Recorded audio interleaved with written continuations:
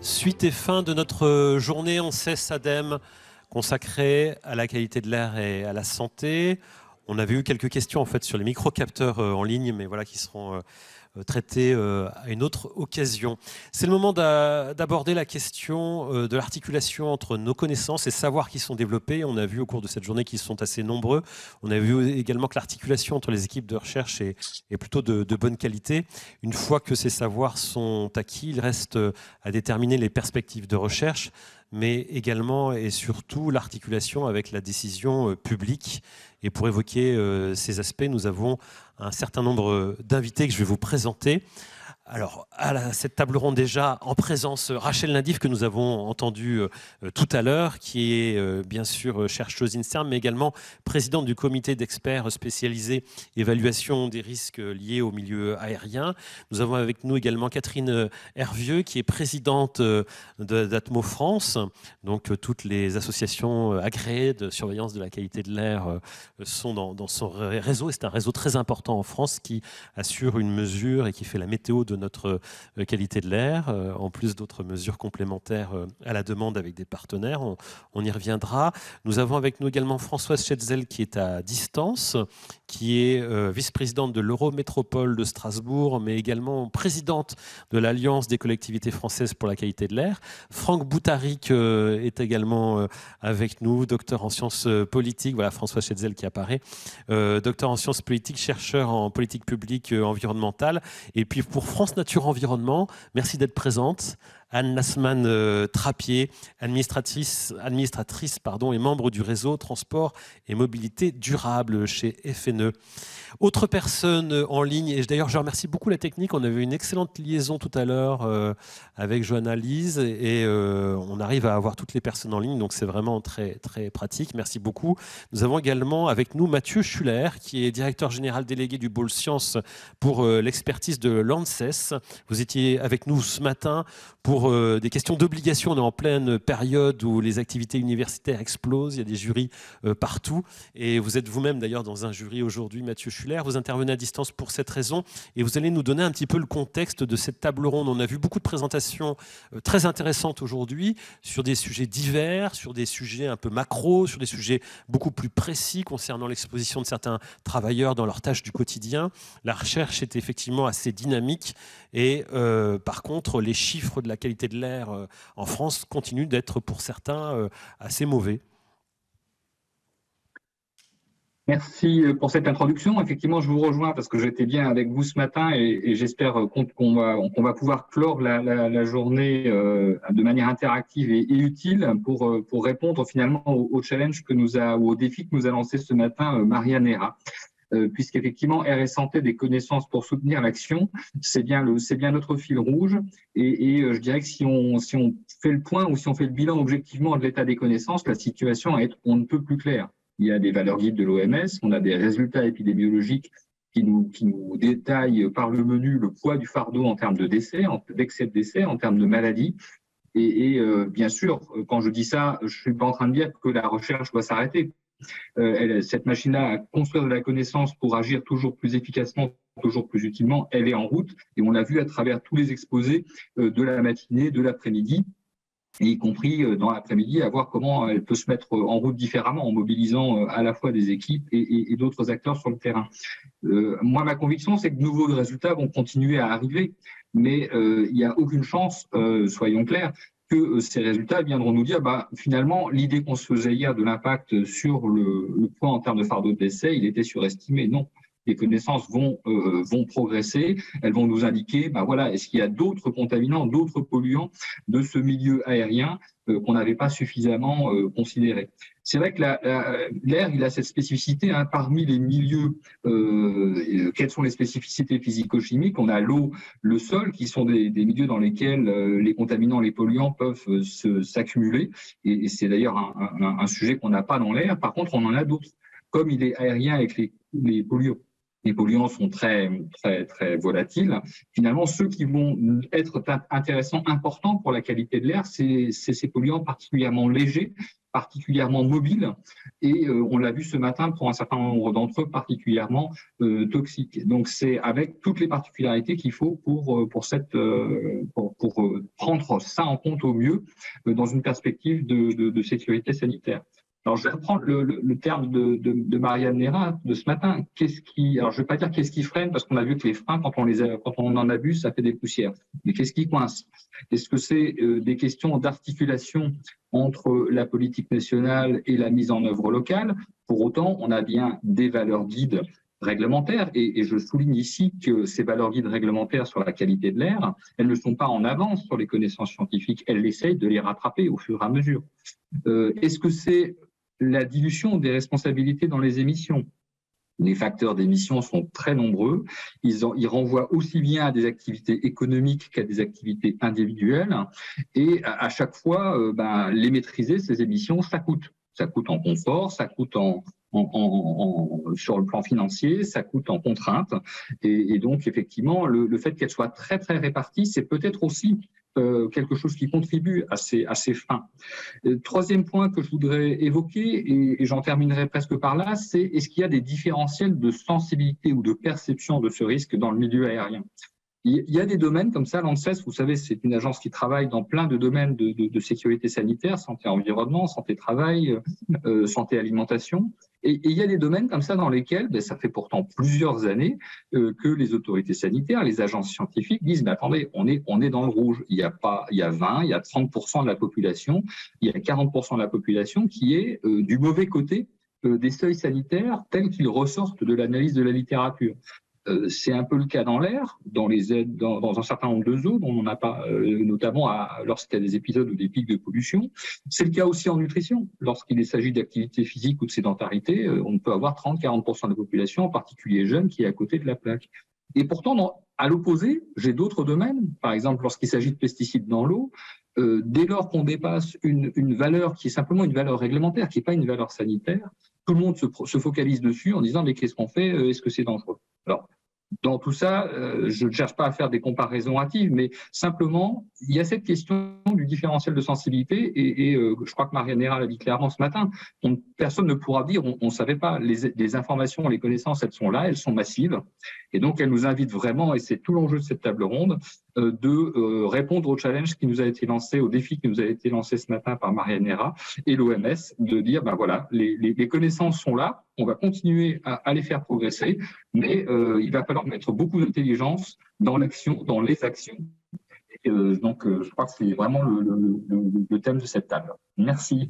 Merci beaucoup Mathieu Schuller pour cette introduction. Rachel Nadif, c'est vrai qu'on dit parfois, on répète que la science est faite pour se contredire, c'est-à-dire qu'elle progresse et elle vient finalement inverser les connaissances parfois. Là, dans le domaine de la qualité de l'air, on ne peut pas dire que si on regarde sur les 20 dernières années, il y a eu beaucoup de marche arrière sur les découvertes scientifiques. On ne fait que progresser, affiner, mais on vient rarement quand même contredire dans ce domaine-là les découvertes scientifiques passées. Ah non, au contraire, on apporte de la connaissance, ou du moins avec la casquette qui m'anime ici dans cette table ronde, c'est-à-dire en tant que présidente du CES, comme vous l'avez dit tout à l'heure. Donc on est amené à faire des expertises pour répondre à des questions qui sont quand même posées par les ministères de tutelle, et en l'occurrence certaines sur la pollution de l'air. Et notre rôle, c'est de rassembler les connaissances que l'on sait à partir des recherches. Et il y a de plus en plus de recherches qui montrent qu'il y a quand même des effets sur la santé de la pollution atmosphérique, que cette pollution touche tout le monde tout au long de la vie, et surtout qu'en ce qui concerne la pollution particulière, il n'existe pas de seuil discernable d'absence d'effet. C'est-à-dire qu'on ne peut pas dire sous une certaine concentration de pollution, d'exposition, il n'y a pas d'effet sur la santé. Ce qu'on peut dire, c'est que plus l'exposition est importante, plus les effets, on peut en tout cas l'estimer, sont importants. Par contre, si on est exposé, même très peu, il y a déjà des effets. Il n'y a pas de taux zéro, on va dire, sur cette partie. Alors, et puis, si vous permettez, la recherche a aussi beaucoup évolué dans le sens où, on va dire, il y a une quinzaine d'années, on avait des effets surtout sur la sphère respiratoire, pulmonaire. Maintenant, les effets sont montrés dans tous les organes du corps. Donc, il y a le cerveau, il y a l'intestin, il y a vraiment tout est concerné. On voit qu'on est baigné de toute façon dans cette ère, ça paraît une évidence, mais on ne savait pas à quel point effectivement ça venait imprégner les fonctions biologiques et les influencer. Donc pas vraiment de marche arrière et pourtant pas d'action publique majeure. C'est-à-dire qu'on a quand même une amélioration sur certains facteurs de la qualité de l'air si on regarde les 50 dernières années, mais qui est en partie due alors aux efforts de l'industrie, si on parle de l'industrie, mais aussi à une désindustrialisation du pays. Et donc, vous êtes en fonction d'experts. C'est-à-dire que vous passez de votre activité de scientifique à une fonction d'experte pour orienter l'action publique. Qu'est-ce que ça change Alors, ça, c'est intéressant comme question. Parce que nous, notre rôle, donc, en tant qu'experts, c'est de fournir dans le rapport d'expertise des éléments pour aider à améliorer la qualité de l'air. Et on dit ce qu'on sait à partir des recherches, on pointe ce que l'on ne sait pas, donc les nouvelles recherches ou les recherches qu'il faudrait faire, on met en évidence les incertitudes, et puis on donne des recommandations. Alors, les plus, je vais dire, réalistes possibles. On donne des recommandations au pouvoir public, aux employeurs, aux citoyens. Et c'est vrai qu'on n'est pas, on va dire, on ne peut pas tout maîtriser. On est dans un environnement qui change, environnement climatique, environnement sociétal, environnement économique. Mais quand même, du point de vue peut-être de l'expert, c'est qu'on aimerait bien que les recommandations que l'on donne soient prises plus à bras le corps par ceux à qui on les donne. Je suis très modérée quand je dis ça, je suis très gentille. Voilà. Et on vous accuse par contre des fois de donner des réponses complexes. Le politique voudrait souvent avoir une réponse oui ou non, le journaliste d'ailleurs aussi, oui ou non, alors que souvent les réponses sont à prendre sous certaines conditions, avec une prise en compte d'une marge d'incertitude ou de facteurs où on a des effets cumulés, ce genre de choses. Tout à fait, mais même en étant là, on pourrait quand même s'attendre à ce que les rapports d'expertise qui sortent, les valeurs guides de l'OMS, au moins on y tende et qu'on n'entende pas dire on va y aller en 2030, en 2050, pourquoi on ne fait rien maintenant ? Vu les rapports qui sortent, vu la recherche, et puis on pourrait être aussi beaucoup plus ambitieux parce qu'il y a d'autres indicateurs qu'on pourrait mettre en place lorsque la recherche se ferait ou avancerait. Quid des ultrafines, des particules ultrafines, quid du carbone suie, du potentiel oxydant. Et si les discours politiques est dans le sens où la pollution atmosphérique c'est très important pour la santé, etc., on peut peut-être, alors là j'en mets un tout petit coup ma casquette de chercheuse, pourquoi il n'y a pas de grand appel à projets dédiés sur la pollution atmosphérique et les effets sur la santé, comme on a pu voir à un certain moment à l'ANR, des appels à projets ouverts sur les sargasses et la santé. Il y a des points de rupture quand on est dans cette situation d'expertise, des difficultés particulières où on sait qu'on ne pourra pas aller plus loin parce qu'il y a peut-être des limites scientifiques ou des limites dans le dialogue avec le politique. Oui, nous, ce qu'on aimerait bien, c'est que cette ambition qu'on montre, qu'on présente, elle soit prise plus à bas le corps par les pouvoirs publics, qu'elle soit montée, voire au niveau européen, parce que la pollution ne s'arrête pas à la frontière, donc ça, c'est bien connu. Donc, comme je disais aussi, peut-être plus d'efforts donnés pour que les recherches avancent aussi pour alimenter de nouveau certaines constructions de valeurs de référence qui n'ont pas pu être faites parce que les informations manquaient sur la recherche. Et puis, ça a été évoqué tout au long de la journée, mais moi, je me pose à titre un peu plus personnel la communication.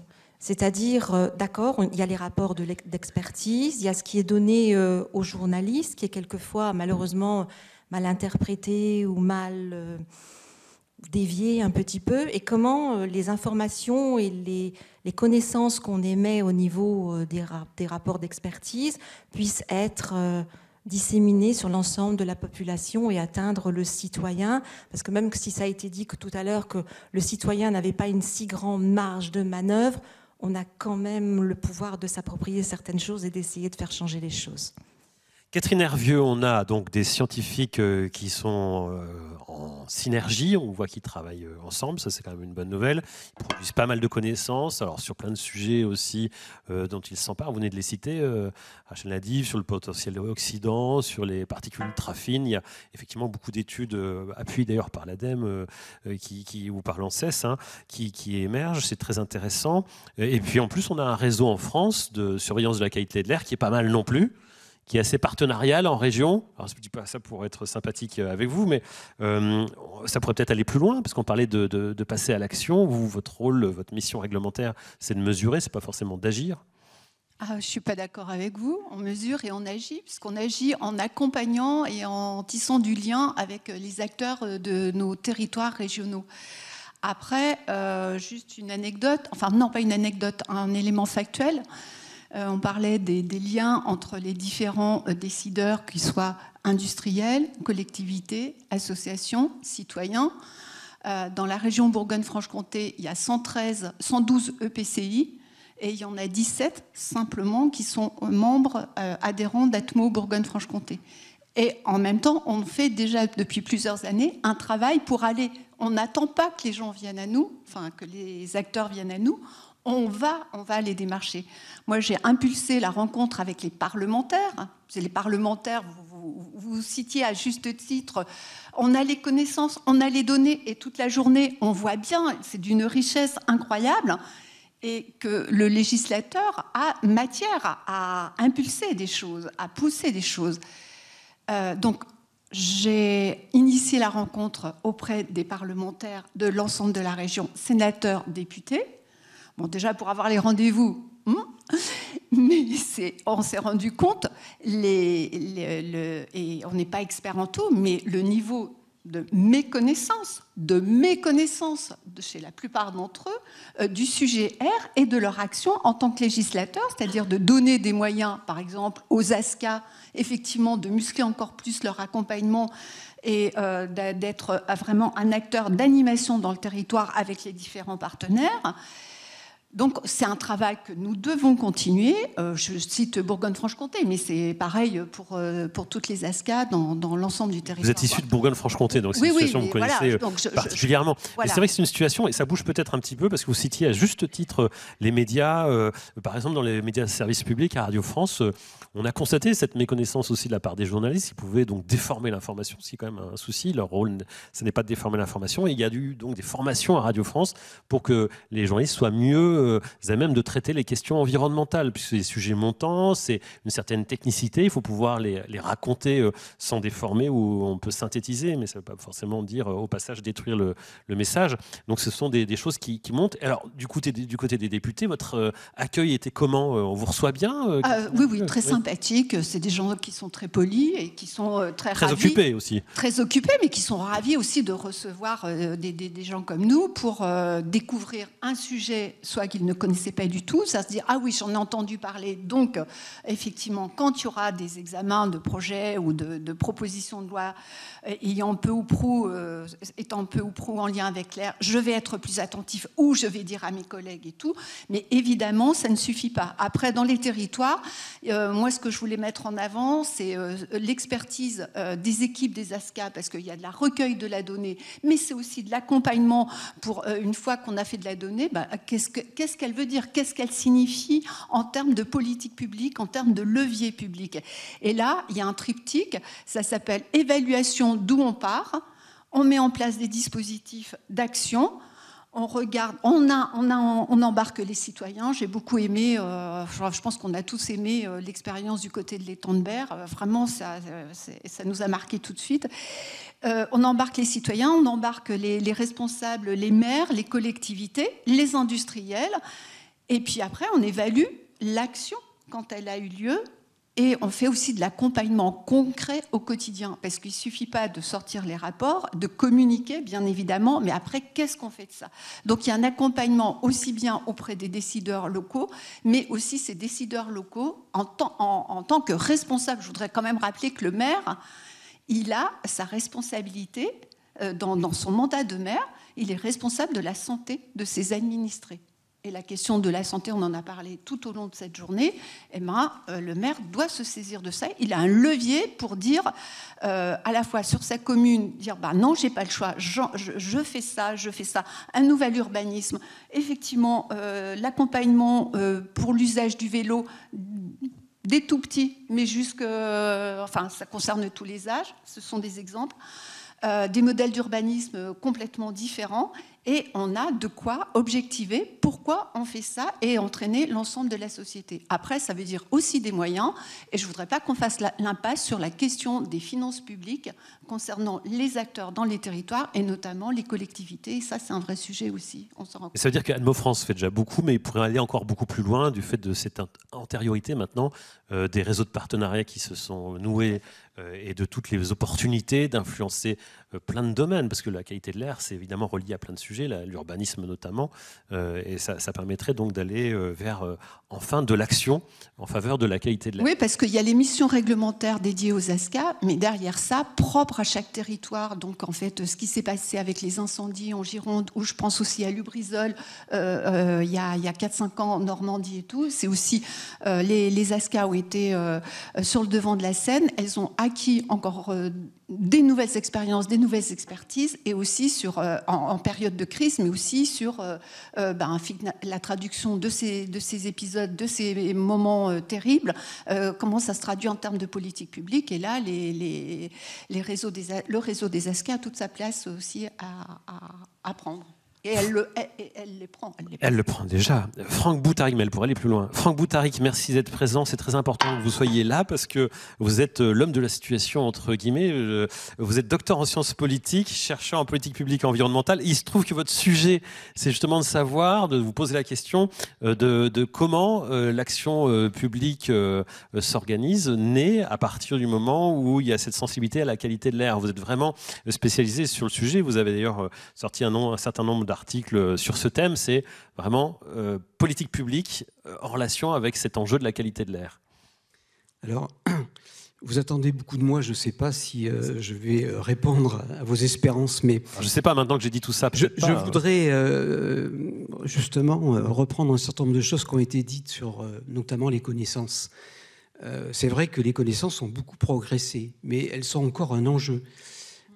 Pourquoi elles sont encore un enjeu, alors même que d'un point de vue scientifique, un certain nombre de choses ont déjà été établies.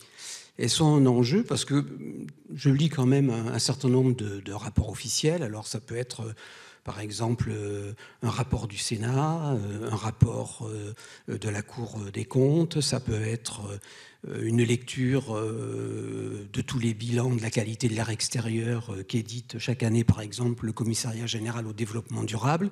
Ça peut être, je dis ça parce qu'un certain nombre de citations vont être données par la suite, le rapport sur l'état de l'environnement en France, qui est édité tous les 4 ans, que l'on doit éditer tous les 4 ans.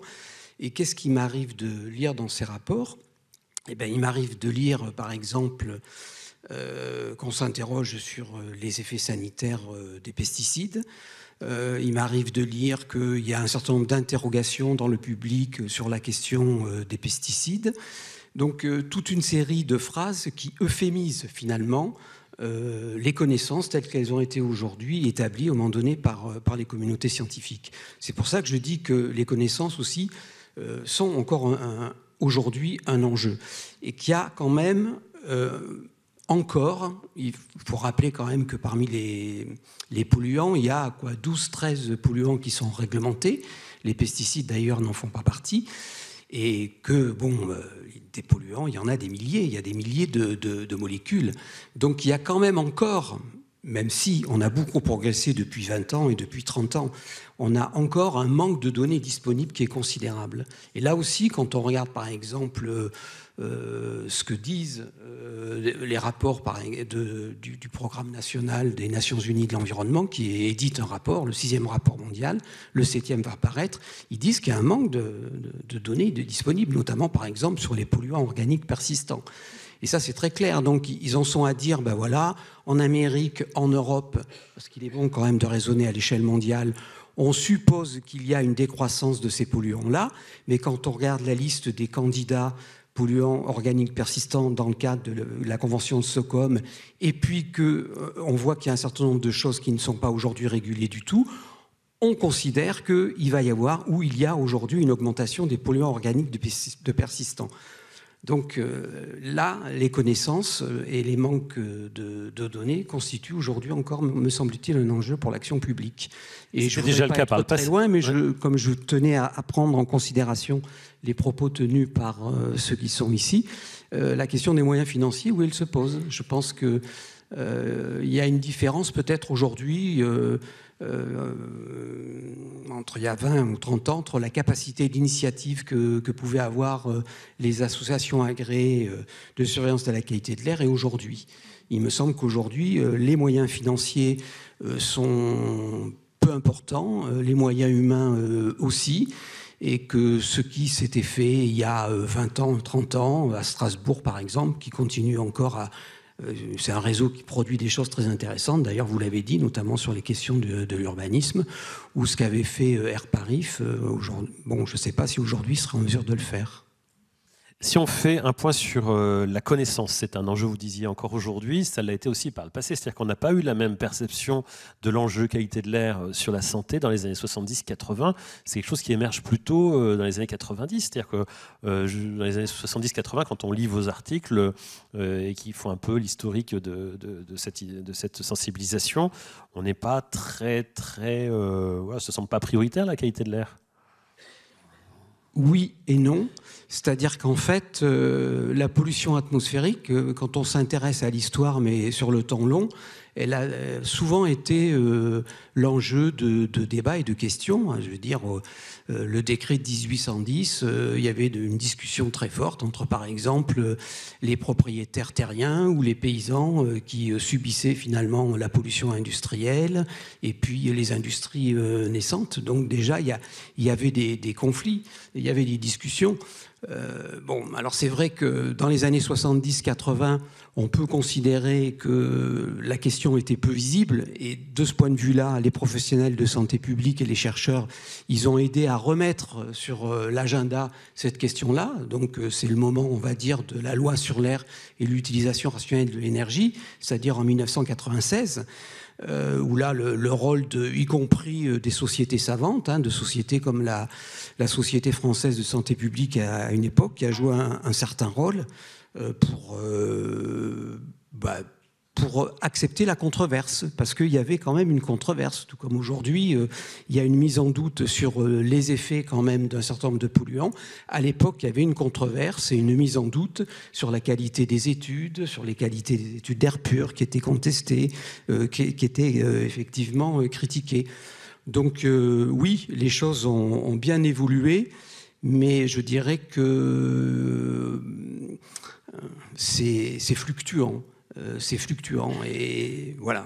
À partir de 1996, il y a le rôle de l'Île-de-France, Air Paris qui joue un rôle important. Et puis on assiste au fur et à mesure à une sorte de décloisonnement des sujets de recherche. On a effectivement des associations qui se font entre chercheurs pour pousser un peu la thématique, mieux comprendre ce qui se passe, documenter et faire en sorte qu'on ait des informations assez solides à opposer dans les négociations, dans les échanges avec les différents lobbies aussi, et aussi avec la politique.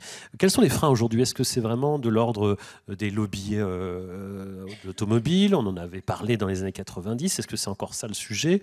Où est-ce qu'on en est de ces freins, de ces forces en présence qui influencent le politique, vu que c'est un peu votre domaine d'observation quand même ? Les forces en présence, on parlait tout à l'heure de la nécessité d'avoir une vision historique. Dans les années, par exemple, 50-60, dans des villes comme Lyon et Marseille, il y avait énormément de courriers des administrés et des plaintes concernant la place que prenait l'automobile dans les centres-villes. Et donc, il faisait des propositions. Concernant le mobilier urbain. Il faisait des propositions concernant l'aménagement de la circulation dans les années 50 et 60. Donc, il y a des travaux de chercheurs de sciences humaines, sciences sociales, qui portent sur cette période-là.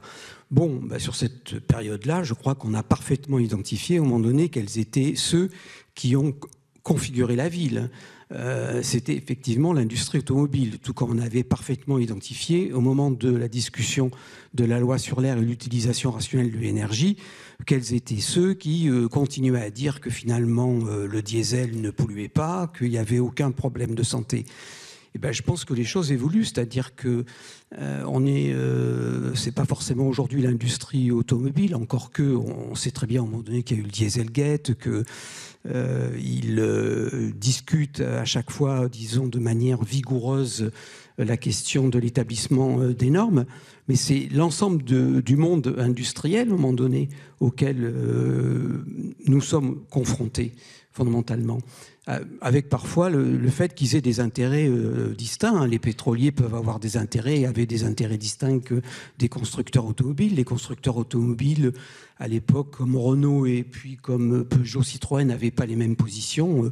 Bon, je ne vais pas dire lequel des deux paraissait plus ouvert que l'autre, mais bon, c'était des stratégies industrielles qui étaient différentes, donc des positions à un moment donné qui pouvaient effectivement varier. Donc je pense qu'il ne faut pas effectivement hésiter à nommer quand même les choses et à assumer le fait qu'il y a des confrontations, il y a des conflits d'intérêts.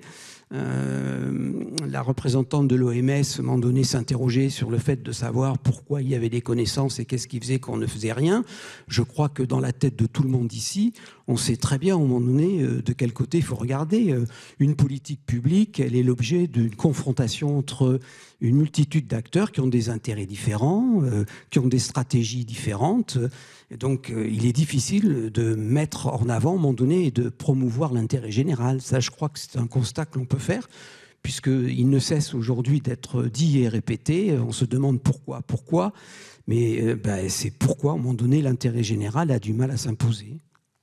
Françoise Schetzel, vous êtes à distance depuis Strasbourg. Merci d'ailleurs d'être présente à l'occasion de cette table ronde. On vous a vu attentive à l'écoute des premiers propos de cette table ronde.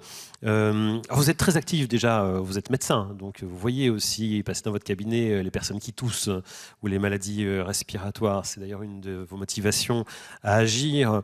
Conseillère municipale de Strasbourg, on l'a dit, Strasbourg où il fut un temps, il y a eu des investissements importants sur la question de la qualité de l'air.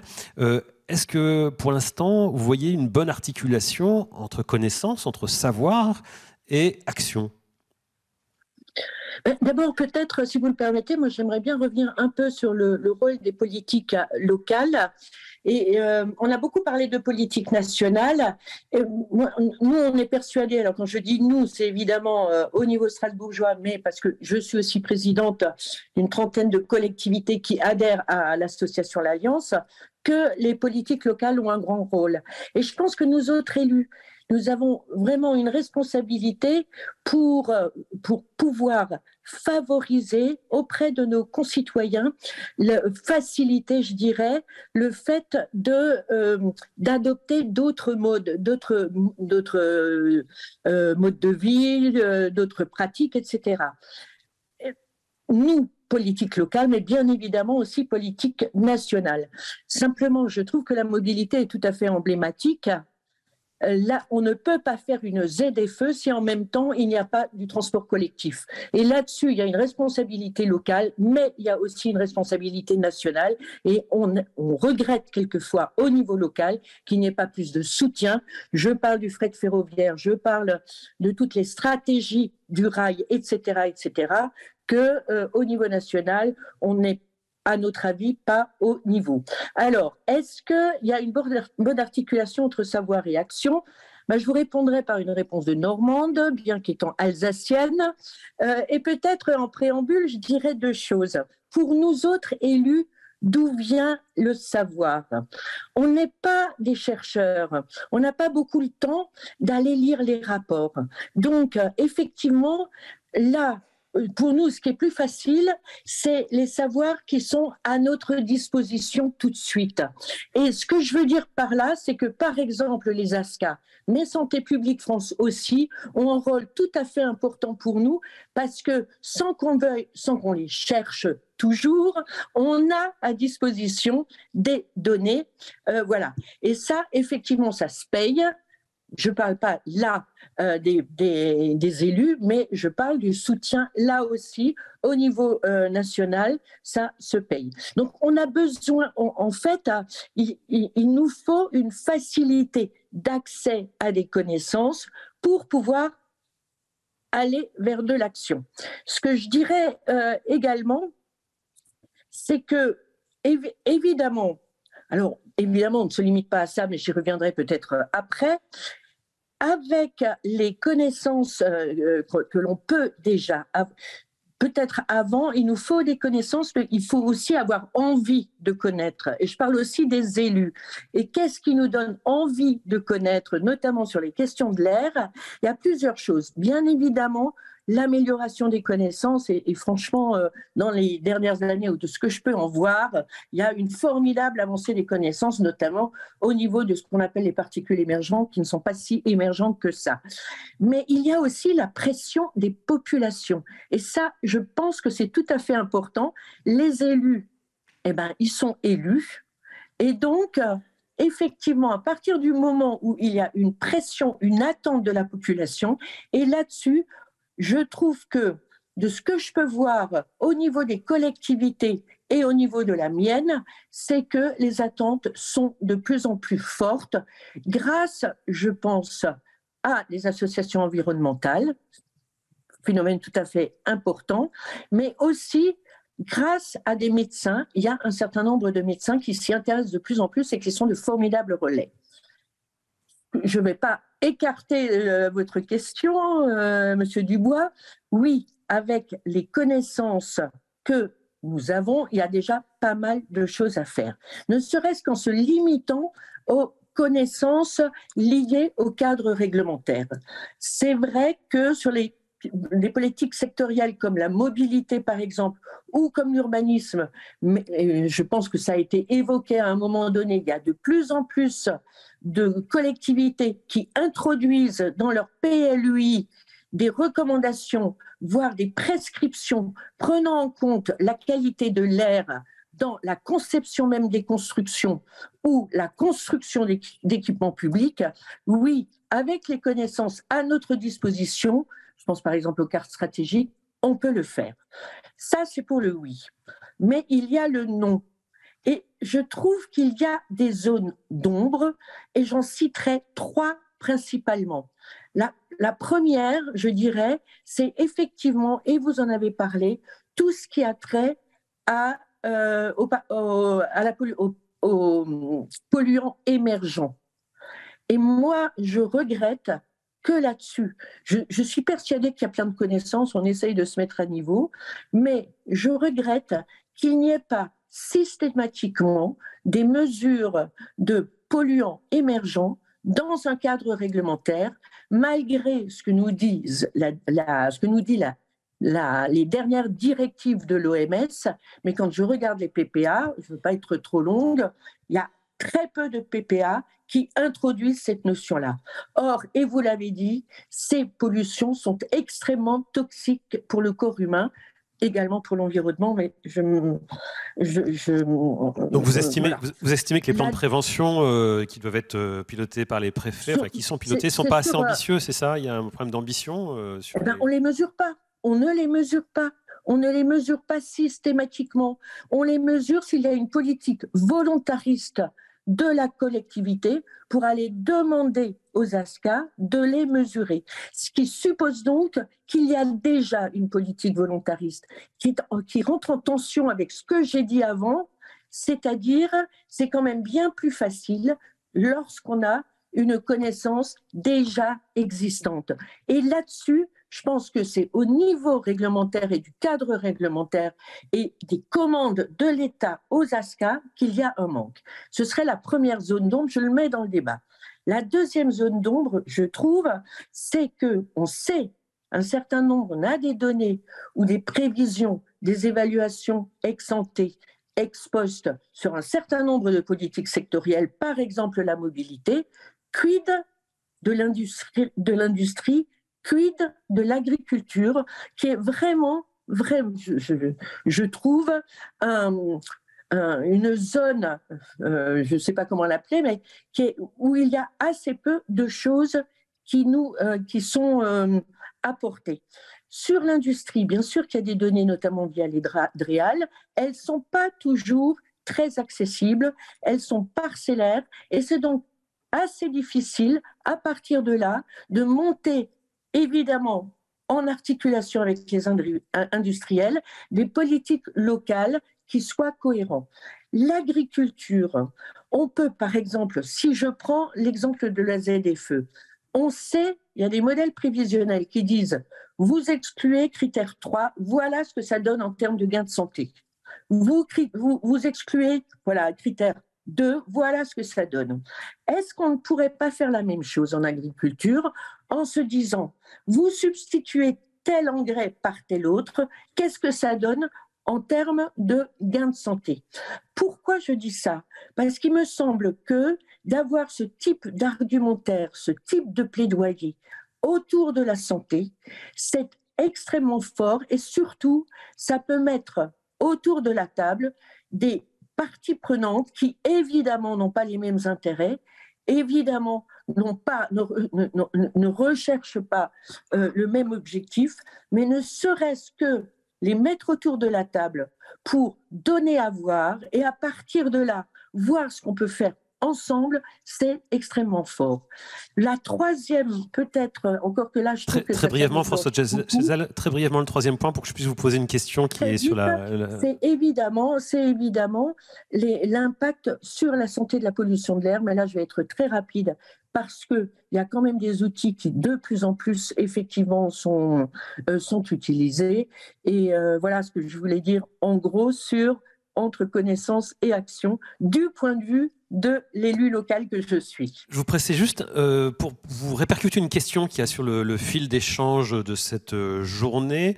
Quelqu'un qui aborde la question qui vous est chère des zones à faible émission, les ZFE, et qui indique le rejet exprimé dans l'enquête récente suggère que le lien entre pollution automobile par chacun et la santé, ce lien n'est pas forcément compris. Qu'est-ce qu'il faudrait faire ? Comment vous faites-vous à Strasbourg pour que ce soit mieux compris ? Alors, moi, je peux vous parler de notre expérience, évidemment, que je connais bien, qui est assez proche de celle de Lyon. Je crois qu'il y a 3 choses à faire, pour le dire vite. Concertation, plus. On s'est baladé au niveau de toutes nos communes. On a vu le maire, les adjoints, la population. Voilà. Concertation, accompagnement individualisé, c'est tout à fait important. On a un guichet des solutions avec de l'accompagnement individualisé. Et puis, la dernière chose, effectivement, prendre en compte les propositions que font les gens, avoir de l'écoute proposée. Voilà. Qu'on introduit ensuite dans nos dérogations, par exemple, et dans nos aides. Ce que je veux dire, c'est que, je peux en témoigner, la question de la pollution de l'air et du désastre sanitaire qu'elle introduit, et je peux d'autant plus en parler que je suis médecin et que je sais qu'il n'y a pas que des chiffres, mais que derrière, il y a du drame humain, eh bien, quand on discute, quand on va dans les communes, quand on voit les habitants, quand on dit « voilà ce que ça donne, qu'est-ce que vous en pensez ?» Eh bien, là, je peux vous dire que les débats s'enrichissent et évidemment, tout le monde n'est pas d'accord, ça fait partie du jeu démocratique. Et puis, il y a des intérêts, je le dirais, je ne reviens pas dessus, des intérêts contradictoires, mais la question de la santé, ça donne du sens sur ce qu'on fait. Ce n'est pas uniquement une histoire de stratégie industrielle de l'automobile, parce que c'est ça que les gens souvent comprennent, c'est une question de santé des gens, de son voisin, du prématuré que sa fille vient de mettre au monde. Ça parle et ça ouvre le débat. Oui, en tant que médecin, vous avez vu ces questions, vous les avez côtoyées, on le disait, vous les côtoyez avec ces questions d'augmentation des prématurés, des asthmes, des infarctus. Enfin, c'est vrai que la liste est assez longue. Donc, c'est ce matin le docteur Maria Nera qui rappelait effectivement ce que ça fait aussi. Derrière les chiffres, ces millions de morts, c'est beaucoup de drames. Il ne s'agit pas de normaliser cette compréhension en se réfugiant derrière des chiffres. Vous avez cité les associations de défense de l'environnement. Anne Lasman-Trappier, vous n'avez pas encore parlé, mais du côté de France Nature Environnement, évidemment, on a des demandes, et ces demandes sont issues, répercutent certaines demandes sociales aussi. Vous avez l'impression qu'il y a déjà suffisamment de connaissances pour agir, si je résume un petit peu votre idée. On a besoin de connaissances, mais finalement, là où le bas blesse, c'est la transmission vers l'action. C'est ça, clairement, on a encore besoin de compléments d'études et de recherche, mais on en sait assez depuis très longtemps. Ça fait au moins 15 ans que France Nature Environnement dit on en sait déjà assez pour mettre en place des actions. Et c'est là que le bas blesse. Et mon voisin l'a dit, des intérêts particuliers. En fait, c'est des lobbies très puissants qui ont intérêt à ce qu'on n'agisse pas et qu'on continue à faire comme avant, parce qu'eux, ils vont perdre beaucoup si on agit. Par contre, si on regarde à l'échelle de la collectivité, à l'échelle des États, etc., agir pour améliorer la qualité de l'air, c'est beaucoup plus rentable que ne pas agir. Et maintenant, on le sait, parce que dans le cadre de la révision des normes européennes de qualité de l'air, on a eu une étude d'impact qui dit que si on s'alignait sur les normes de l'OMS, les nouvelles recommandations de l'OMS, ça coûterait 7 milliards d'euros à l'Europe, au niveau européen, et que les bénéfices seraient 36 milliards d'euros. Donc on a vraiment intérêt à agir. Or, aujourd'hui, on a une puissance politique qui est vraiment...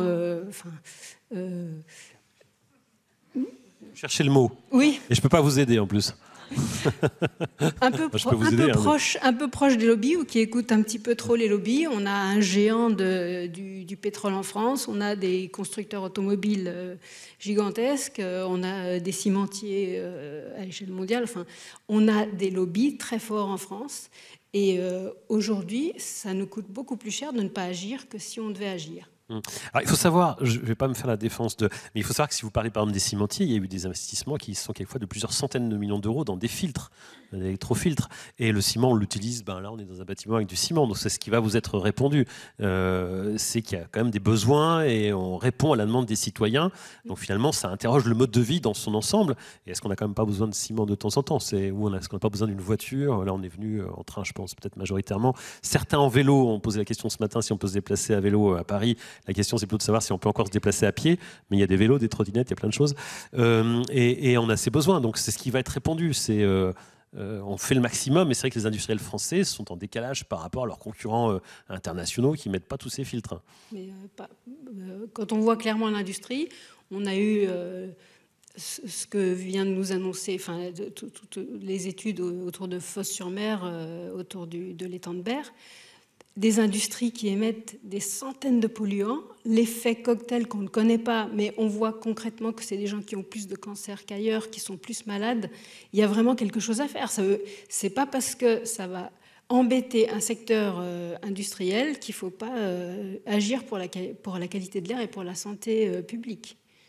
Qu'est-ce que vous avez constaté au niveau de l'Europe? Parce qu'effectivement, il y a ce vote en commission environnement au Parlement européen sur la révision directive qualité de l'air. Et c'est un texte qui est assez timide par rapport aux recommandations de l'OMS. C'est-à-dire pour l'instant, le texte prévoit qu'on va rejoindre les recommandations OMS en 2050. C'est ça. C'est quand même tard. Il y a donc des valeurs intermédiaires, globalement, donc pour les particules PM2,5 et les dioxydes d'azote. On va aller 2 fois au-dessus de ce que préconise l'OMS aujourd'hui. Donc on va quand même améliorer les choses par rapport à aujourd'hui, mais on est loin du compte. Et alignement total avec les valeurs de l'OMS en 2050. Enfin, moi, j'hallucine. Donc évidemment qu'il faut aller beaucoup plus vite que ça. Heureusement, donc il y a le rapporteur de cette directive qui a mis sur la table beaucoup d'amendements pour aller beaucoup plus vite. Et là, ce qui va se jouer dans les semaines qui viennent, c'est très important, c'est est-ce que le Parlement européen va voter les amendements qui ont été mis en exergue par donc le rapporteur Lopez ou pas. Et donc, on a une possibilité d'améliorer cette directive par rapport à ce qui est proposé. Et aujourd'hui, c'est très en deçà de ce qu'il faut faire, hein, parce qu'on n'a pas de proposition de mesure de normes pour l'ozone, par exemple, alors que l'OMS est très clair à ce niveau-là, à ce sujet-là. On travaille... On ne va pas essayer, enfin le texte ne propose pas d'essayer d'avoir des valeurs limites pour les particules ultra fines, les nanoparticules, le carbone suie, l'ammoniac, enfin il y a plusieurs polluants comme ça où on devrait pouvoir commencer à dire voilà la valeur de référence vers laquelle on devrait aller. Et le texte n'est pas assez ambitieux et on sent bien qu'il y a eu des collusions, que le monde économique est arrivé entre-temps, entre le moment où l'OMS a donné toutes ses recommandations, et on a vu qu'au niveau financier, ça valait le coup d'agir, Et au final, on nous dit quand même qu'on ne va pas du tout aller vers les normes, vers les normes de l'OMS. On va y aller, mais alors tout doucement. François Chetzel, je ne sais pas si vous nous entendez bien. On a une question sur le fil de discussion sur les marchés publics. Concernant les marchés publics, est-ce que chez vous, par exemple, les marchés publics intègrent des clauses qui vont concerner la qualité de l'air? C'est-à-dire qu'on va certes peut-être acheter des produits d'entretien, mais pas n'importe lesquels, ou on va certes faire un aménagement urbain, mais sous certaines réserves. Est-ce que ça, c'est déjà dans vos marchés publics ou c'est en réflexion? Oui, complètement. Alors, je ne suis pas une spécialiste des marchés publics, excusez-moi, mais c'est vrai qu'on a introduit des critères environnementaux, notamment sur les questions de qualité de l'air, de type de matériaux, des fournitures scolaires, des choses comme ça. Et surtout, on a fait en sorte qu'en termes de cotation, ils pèsent autant, sinon plus, que la question du coût. Et donc, moi, je pourrais vous renvoyer vers mon collègue Christian Brassac, qui, lui, est donc responsable de ce qu'on appelle le SPASER, donc je ne sais même plus ce que ça veut dire exactement, mais qui s'occupe de toute la commande publique.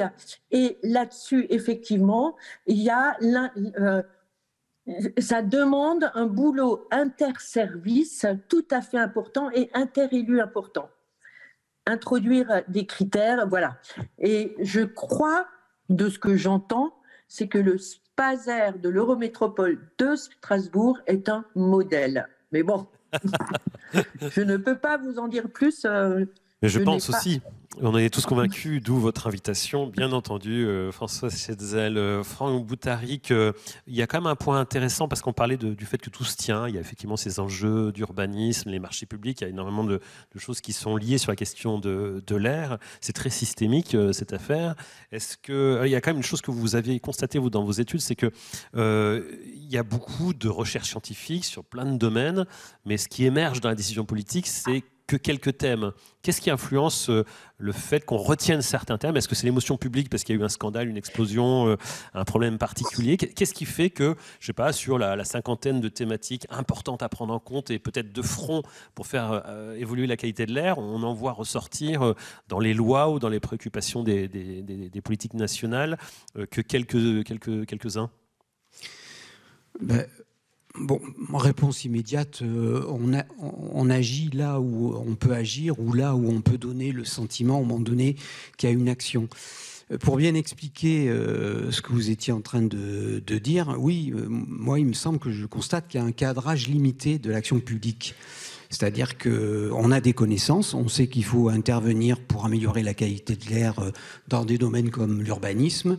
On sait très bien qu'il faut mettre fin aux énergies fossiles, donc il faut changer notre système énergétique, peut-être produire de manière décentralisée de l'énergie, par exemple. Bon, il y a des tas d'associations comme Negawatt, par exemple, qui font des scénarios qui sont très intéressants sur la question énergétique. Donc, urbanisme, énergie. Dans le domaine agricole, puisqu'on en a parlé, puisqu'on parlait notamment des pesticides, j'avais oublié de mentionner quand même que Rachel Carson, le printemps silencieux 1962, donc ça fait 60 ans quand même qu'on parle de ce sujet, et on sait très bien à un moment donné quels sont les produits de substitution dans certains domaines qui peuvent être utilisés. Bon, donc il y a des connaissances, on sait qu'on peut intervenir pour reconfigurer la ville d'une certaine manière, l'urbanisme, il y a l'énergie, il y a bien d'autres domaines, et il y a effectivement, quand on regardait, je n'ai pas encore étudié à fond le nouveau plan de réduction d'émissions des polluants atmosphériques, le PREPA, mais le PREPA là, qui vient de se terminer, il y a énormément de mesures qui ne concernent pas ces domaines ou qui les concernent de manière homéopathique. Donc là, il y a effectivement un cadrage limité, il y a des sentiers de dépendance, on va se focaliser à juste titre d'ailleurs sur certains domaines, mais ignorer les autres. Et pourquoi ? Parce que je pense qu'il y a une force, il y a des intérêts à un moment donné qui se coalisent et qui fait qu'il est difficile d'agir dans certains domaines. D'où effectivement l'importance des associations et de leur action, d'où l'importance de l'action effectivement des chercheurs, d'où le fait que j'ai mentionné le manque de moyens, d'après moi, alors ils vont en avoir peut-être un peu plus grâce aux amendes, d'associations comme les réseaux de surveillance de la qualité de l'air, voire même d'autres établissements. Je veux dire, qui jouent également leur rôle, comme l'ANSES. L'ANSES, par exemple, joue son rôle quand elle fait un certain nombre de remarques au Commissariat général au développement durable lorsqu'il établit son bilan sur la qualité de l'air extérieur. Parce qu'effectivement, elle a une indépendance et que ces indépendances, il faut les faire valoir et ne pas hésiter, au moment donné, à être dans la controverse et dans le conflit, parce que de toute façon, il y en a bien d'autres qui n'hésitent pas. Et donc, il faut mettre les choses sur le débat public.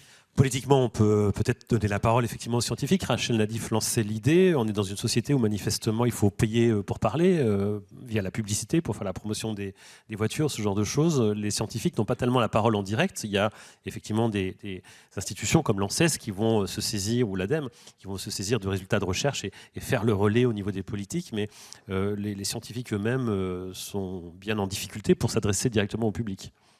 Oui, puis c'est tout un savoir-faire aussi de s'exprimer vis-à-vis des politiques. Mais c'est vrai que l'ANSES peut avoir, avec d'autres instances aussi, un rôle très important en termes de communication. Alors, c'est une idée à développer, mais c'est peut-être pas la seule. C'est effectivement pour pouvoir mieux communiquer, mieux donner les informations pour que tout le monde puisse s'en saisir. Et c'est ce que je disais tout à l'heure.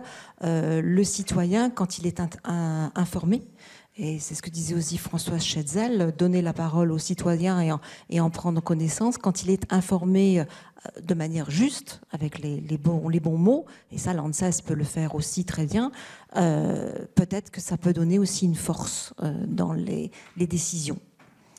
On arrive au terme de ce débat. Vous vouliez prendre la parole? On a peut-être juste le temps de prendre une ou deux questions. Je ne sais pas si on a des micros. Christophe, oui, c'est disponible. Ici, centre-salle, Christophe, si c'est possible.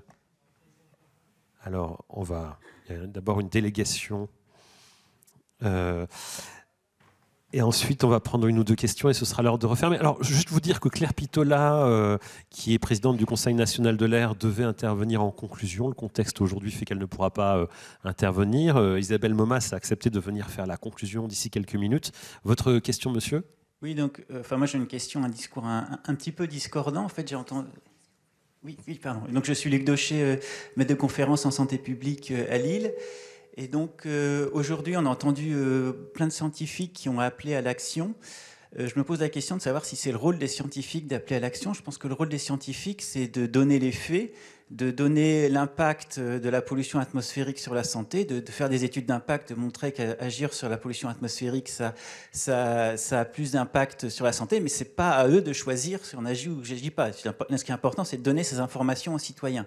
Et peut-être qu'en appelant à l'action, finalement, on sort de son rôle et on bloque parce qu'on a l'impression que c'est le pouvoir des scientifiques. Donc peut-être qu'il faut sortir de ça. C'est un débat qui n'est pas neuf et qui est souvent remis sur la table. Voilà, et simplement donner les données. Et après, je voulais dire aussi, c'est pas parce que d'après les données scientifiques, ça nous paraît évident qu'il faut agir que du point de vue du citoyen, il faut agir. Il faut donner toutes les informations. Je ferai le parallèle avec l'alcool, par exemple. C'est quand même un toxique bien plus toxique que de tout ce dont on a parlé. La cigarette, vu qu'on est dans le domaine de l'air. Oui, là, mais la cigarette, au moins on agit. Mais est-ce qu'on est prêt aujourd'hui à avoir une bouteille de Dom Pérignon avec un cancer du foie dessus?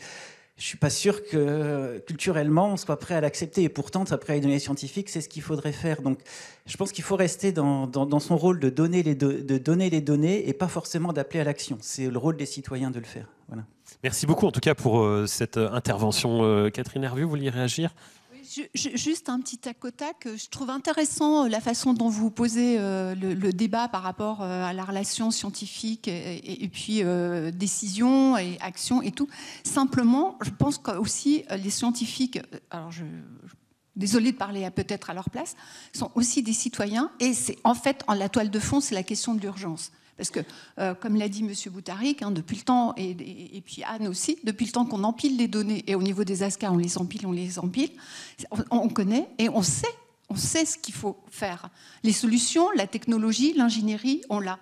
Après, derrière, à force de les empiler, on se dit, flûte, on piaffe, voilà. Et je pense que les scientifiques, ils sont pas... voilà, il y a la casquette scientifique, mais en dessous, il y a la casquette citoyenne. Rachel Nadif, c'est un sujet vraiment effectivement ancien, Oui, qui revient régulièrement. Est-ce qu'il faut s'impliquer en tant que scientifique? Est-ce qu'on doit garder cette neutralité Je crois que c'est ce que j'ai dit tout à l'heure. J'ai dit qu'en tant que comité d'experts, on donnait des informations et j'étais un peu navrée qu'elles ne soient pas reprises et transformées. J'ai juste émis un avis. J'ai pas dit qu'il fallait que tous les scientifiques se lèvent et se mettent à l'action. Et ensuite, quand j'ai parlé de l'information et de la communication, j'ai bien dit en tant que citoyen, parce que je suis à la fois pas l'action en l'occurrence. Scientifique et citoyenne aussi. Et l'information n'est pas l'action. L'information fait d'ailleurs partie des missions des scientifiques pour vulgariser leur savoir, et c'est dans leur mission de transmettre au mieux leur savoir, que ce soit aux élus d'ailleurs pour l'appui aux politiques publiques, mais aussi aux citoyens. Ça fait partie absolument de leur mission. Ça va être l'heure de conclure. Franck Boutaric, peut-être un point concernant la centralisation. Normalement, on devait avoir Claire Pitola, je le disais, qui était là, donc plutôt au niveau national, et puis Françoise Chetzel qui est avec nous, et on aurait presque eu un débat qui est, nous on donne les grandes lignes au niveau de l'État, mais ça ne suit pas au niveau des territoires. Regardez les ZFE, la difficulté de les installer dans les régions. Et puis on aurait eu Françoise Chetzel, vous allez me dire si vous êtes d'accord, Françoise Chetzel qui m'aurait dit oui, mais là nous on peut pas tout faire. Par exemple les transports de marchandises par poids lourd, nous on n'a pas la main là-dessus, c'est plutôt des décisions nationales et on peut se renvoyer la balle comme ça assez longtemps. Est-ce qu'on est dans un État trop centralisé pour avoir des décisions qui fonctionnent bien? Est-ce que cette question vous plaît d'ailleurs et vous convient?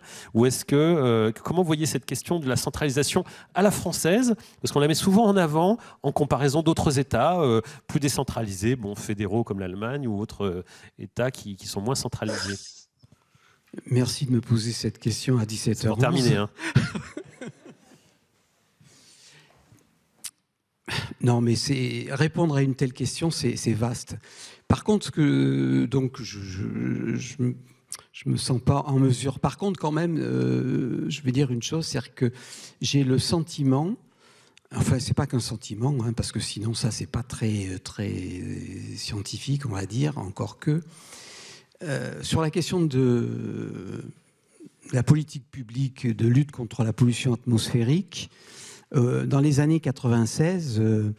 L'État, effectivement, a incontestablement joué un rôle, mais il y avait du polycentrisme, c'est-à-dire qu'il y avait une multitude d'acteurs, à un moment donné, qui rentraient en considération. La situation était instable, quoi. Il y avait différents champs disciplinaires au sein desquels il y avait des controverses, qui communiquaient entre eux, et l'État, y compris, était pris dans je vais te dire, dans ce maelstrom.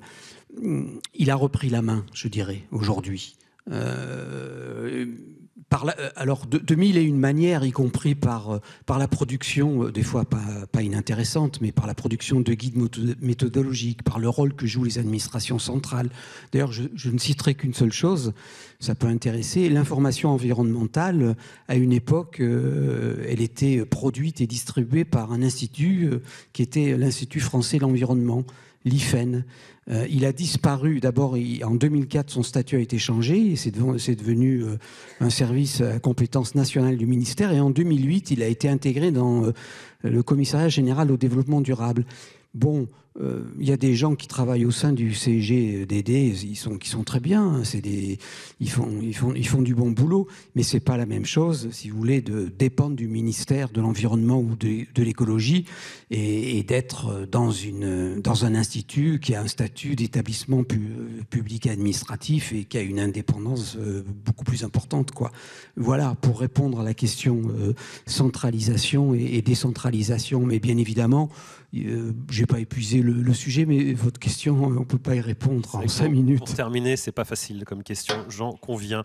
Isabelle Momaz, vous êtes à l'INSERM, on vous a entendu tout à l'heure, mais vous êtes également vice-présidente du Conseil national de l'air. Votre présidente, donc vous ne pouvez pas intervenir, je l'ai déjà dit. Ce Conseil national de l'air, pour l'instant, n'est pas encore totalement actif, même pas actif. Non, il n'est pas actif, donc il vient d'être renouvelé. Donc le Conseil national de l'air, c'est une instance de concertation et de consultation et qui est consultée sur toutes les réglementations ou les lois relatives à la qualité de l'air, que ce soit air extérieur ou air intérieur. Mais là, depuis plus d'1 an, nous sommes plusieurs à y siéger, 1 ou 2 ans, un an. Ouais. Depuis 1 an, nous ne nous sommes pas réunis. Il y a eu un renouvellement Et là, l'arrêté vient de paraître en avril avril dernier.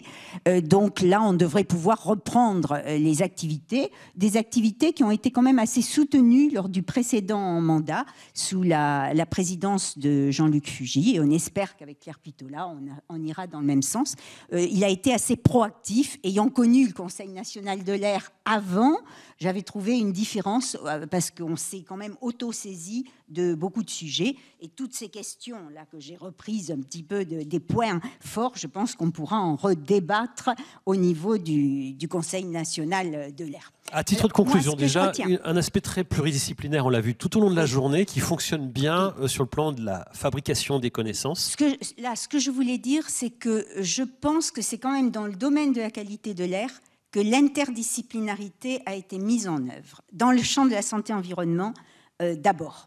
Parce que dans les années 90, vous avez évoqué... Parlez bien dans le micro, Isabelle. Oui, pardon. Dans les années 90, vous avez évoqué air pur, les difficultés de faire admettre qu'il y avait un impact sur la santé en termes de morts. Je me rappelle d'un article du Monde qui avait chiffré je ne sais combien de morts. Et beaucoup de pneumologues à l'époque avaient contesté ces résultats. Il y avait eu beaucoup de contestations.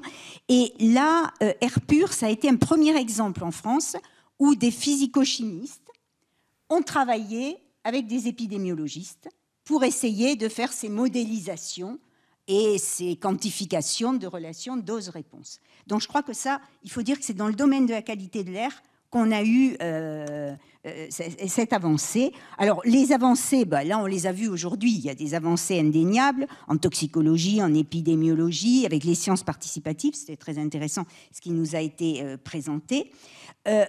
Et là, vous avez tous dit, c'est vrai, le temps de l'action, on en sait assez pour agir. Je pense qu'il y a quand même deux préalables. Vous avez parlé de l'expertise. Alors, au niveau de l'expertise, je pense qu'il est très important d'entretenir les viviers d'experts. Et on ne s'improvise pas expert du jour au lendemain. Donc, je crois que nous, scientifiques, enseignants, chercheurs, on a à inciter les jeunes collègues à aller vers cet exercice de l'expertise qui s'apprend.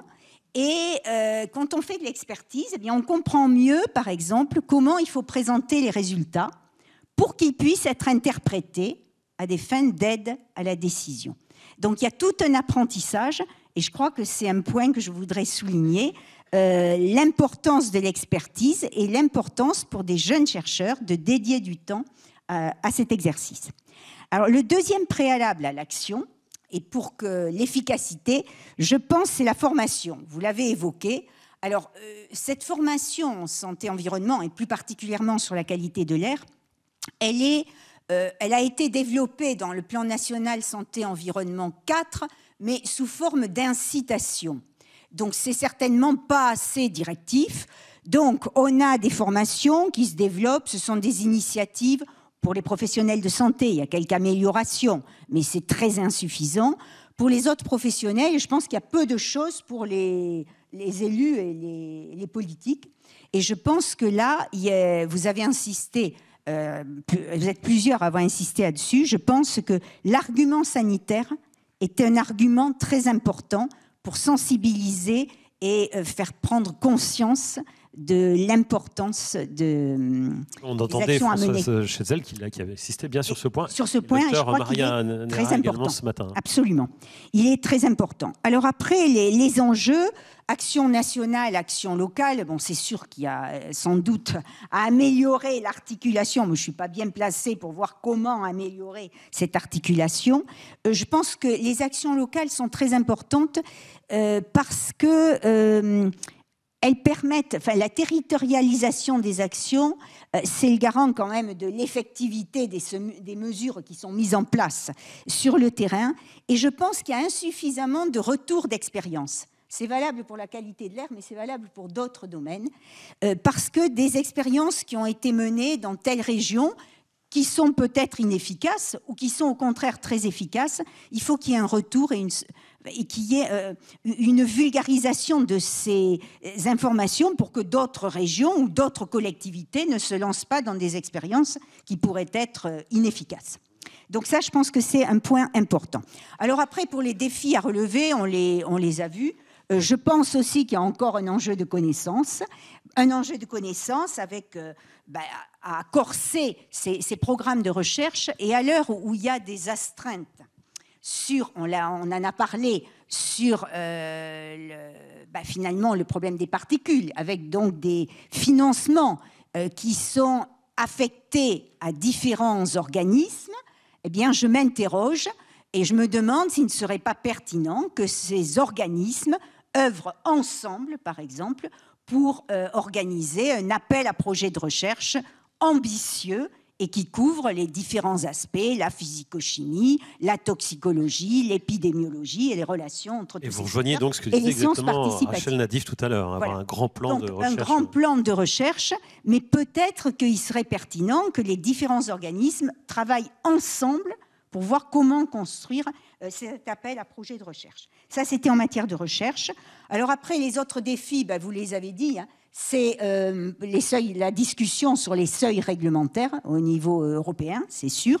Et c'est aussi sans doute que la France œuvre pour qu'il y ait une extension de la surveillance de la qualité de l'air à un certain nombre de polluants. Donc on a parlé à titre exploratoire de polluants émergents, vous avez proposé, mais pour les particules ultra fines et le carbone suie, ça serait vraiment très utile parce que sans ces données, on est quand même assez démunis à l'heure actuelle pour avoir des relations dose-réponse comme on l'a pour les autres polluants, par exemple, pour faire des évaluations du risque. Donc ça me paraît un point important. Et puis vous avez évoqué, je vais m'arrêter, je ne vais pas aller très vite, mais je vais faire très vite, vous avez évoqué des mesures qui sont forcément sectorielles pour la lutte contre la qualité de l'air. Alors peut-être que ce qui manque, c'est pertinent qu'elle soit sectorielle, mais peut-être que ce qui manque, c'est un plan global qui finalement met en balance l'intérêt qu'on a à agir sur la qualité de l'air extérieur dans telle circonstance, sur la qualité de l'air intérieur dans telle autre, pour pouvoir faire une analyse globale et pas une approche qui soit qui soit trop resserrée, parce qu'on voit bien qu'il faut toujours faire des arbitrages entre plusieurs possibilités. Mais peut-être qu'il faudrait avoir cette vision globale dans un plan global dont on ne dispose pas, me semble-t-il. Voilà, un petit peu ce que je voulais dire en conclusion et qui me semble un peu récapitulé. Merci beaucoup d'avoir accepté de conclure à peu près au pied levé cette table ronde, vous le rappeliez, mais brillamment toutefois. Merci beaucoup à nos intervenants et nos intervenantes. En pressant qu'il y aura eu beaucoup de choses aussi à dire, il est quand même déjà 17h20, on avait redémarré à 16h10, donc merci beaucoup pour votre attention, les questions que vous avez pu poser. Je crois qu'il y avait quelques retours positifs sur cette journée en ligne, beaucoup de remarques. On n'aura pas pu prendre toutes les questions bien entendu, mais je vous rappelle qu'il y a le replay de cette journée et encore une fois les présentations à disposition à l'issue pour les personnes qui voudraient revenir sur certains points évoqués dans les études présentées. Merci en tout cas à nos participants et participantes de cette table ronde qu'on peut applaudir.